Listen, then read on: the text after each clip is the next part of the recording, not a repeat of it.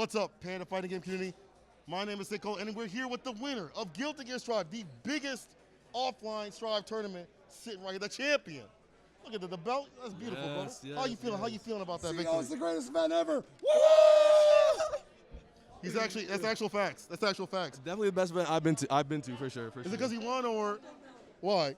Well, I mean, I've never seen a venue with a ring, like a boxing ring. That's hella sick, and I love like fighting sports. I love all that. I just love fighting, to be honest. Right. It's definitely great. But I'm feeling good. It was really hard fought. You know, like everybody put a lot of time and a lot of effort into this tournament. It was long waited. You know, people definitely wanted this. And I came and got it. I'm so happy right now. I'm so happy. My man said I came and got it. You definitely got it, dog. I want to talk about a little about your bracket run. Tell me about the bodies that you piled up and how difficult it was to get to the finals. Wow. I will never lie. I will keep it all the way honest. Keep it respectful. Pools day one, it's pretty easy. It's pretty smooth. I just gotta keep it up. What you gotta do? Right. I played one good Kai player, Chad Draw. I forget his name, but he was really good. But then day two, had a good run. I played against Lord Knight to make it out, and to make it out, and that was hype. And then playing against Hitachi for top 8, that was so exciting. On winner's side, it was so exciting. I was so happy, you know. And then I just take it one step at a time, you know. You guys probably can't even hear me, but one step at a time. Get to top 8. Get to top 24. Get to top 8. You know. Get to winner's side. You know. Just stay on winner's side. But it was great. And when I went to losers against the Axel, I knew if I played him in grand finals, I was going to run it back. I absolutely knew it. That's the classic right there. I knew it. That's the classic.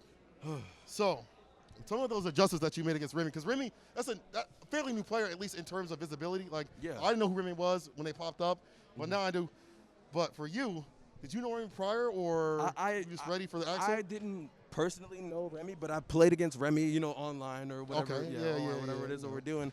And I wasn't really sure who Remi played, to be honest. It just didn't, like, I couldn't jog my memory. And then I saw Remi, I was like, I remember. You know, I remember. And then the Axel Leo matchup is slight disadvantage, but it's okay. I still figured it out. And I made the adjustments after I lost the 3-2.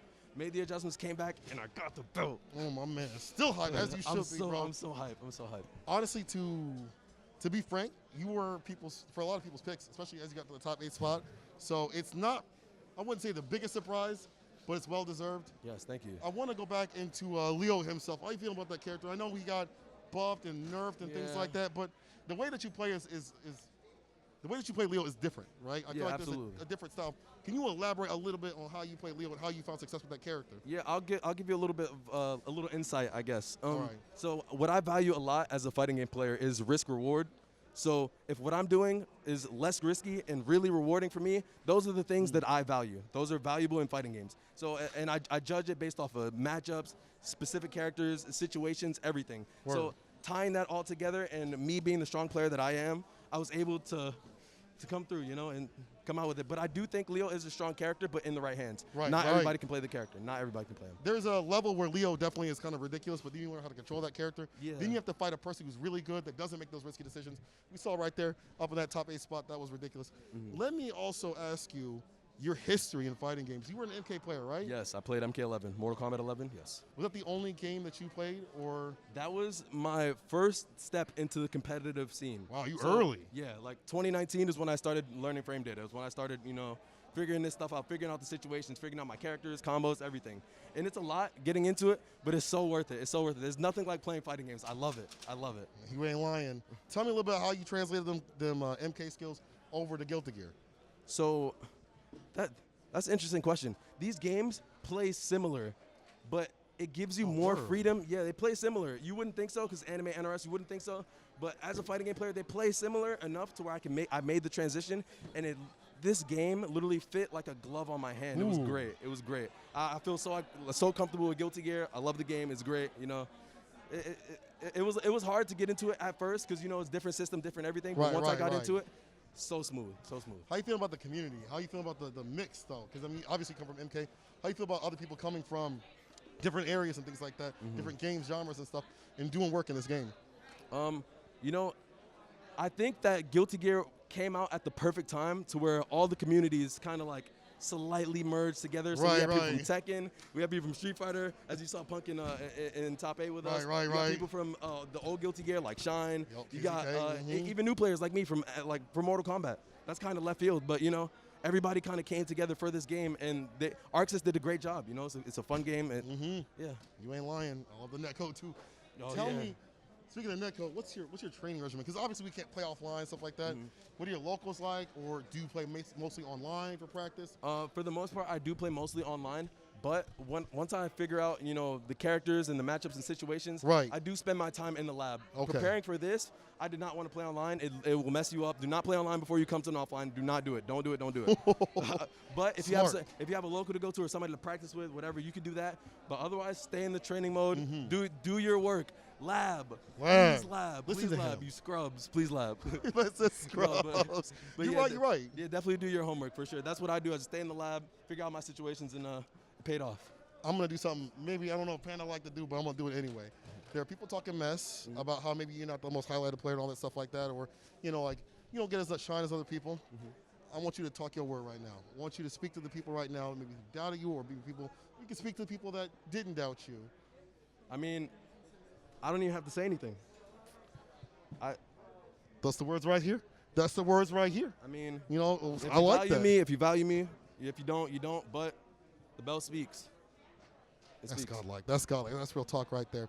A little bit more in terms of, you know, what's your day-to-day like in terms of your life? What you know, have a full-time and stuff like that outside of this? Yeah, I stream twitch.tv/K7_Showoff, by the way. Y'all better follow him. Yeah, if you just type in K7 Showoff anywhere, I'm sure you'll find me. Just K7 space or underscore. It's usually the underscore though. But I stream, so that's a good, you know, good source of income. But I do have a part-time job. I do work. Yes. Right. So juggling everything like with your time, do you find yourself doing a lot of time management? Do you find yourself doing a lot of like, you know, scheduling? Oh, I'm going to practice at this point. I'm going to do this. Absolutely. Do you find yourself more freeform? I am freeform, but sometimes you just have to schedule things. Like when CEO's coming upon me, 2 weeks in advance, I'm on it. You know, I'm training, getting matchups, and learn. You know, making sure I'm on top of everything. Right. Because I want to be as prepared as possible. But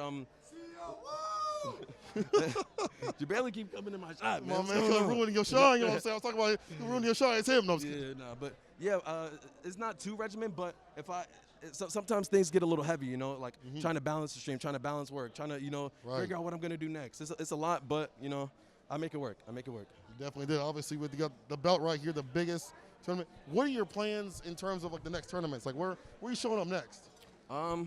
Stay tuned. I'm gonna figure it out, but you know, stay tuned. Okay. Stay tuned. There's Frosties and stuff coming up, but I'm hoping to get a lot more of these offline. You plan to enter any of the offline or online tournaments for Arc Revo at all? Yeah. I'm gonna be playing in the Central qualifier. Oh, the Central. Yeah, the Central. Oh, you playing in the Midwest version? Oh, I see you. Yeah, because I'll be over there at the time, you know. So, and the state that I'll be in is within the region, so I'll be playing in that. Yeah. Fantastic. Can't wait to see you come through, and thank you for coming through on this interview. Yes, absolutely. Thank you for having me. Big congratulations to your CEO champion. We'll show off that belt one more time.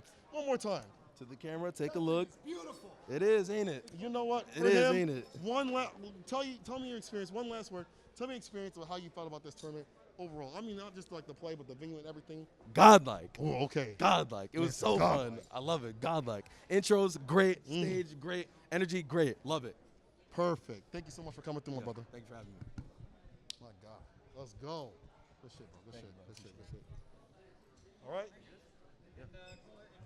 want to do an outro real quick. Yeah. You know, call to action, whatever. Hold on, one second. All right. You're good. Thank you for your time. Well, yeah. Come wait. Come Did we do that? Oh, we just did the Twitch, didn't we? Yeah, we can do it again. It's okay. No, let's do his Twitter stuff like that. So, I'll start off. I'll kick it off to you. Yep. There you were. Hold on. There you have it. Words from the champion himself of CEO Guilty Gear Strive. Before we go, I want to plug your socials. Where can people find you at? Absolutely. Plug in the socials this time. So Twitter at K7_Showoff, Twitch.tv/K7_Showoff, and on YouTube, K7 space Showoff. Find me everywhere. Look me up. K7 everywhere. You'll see it.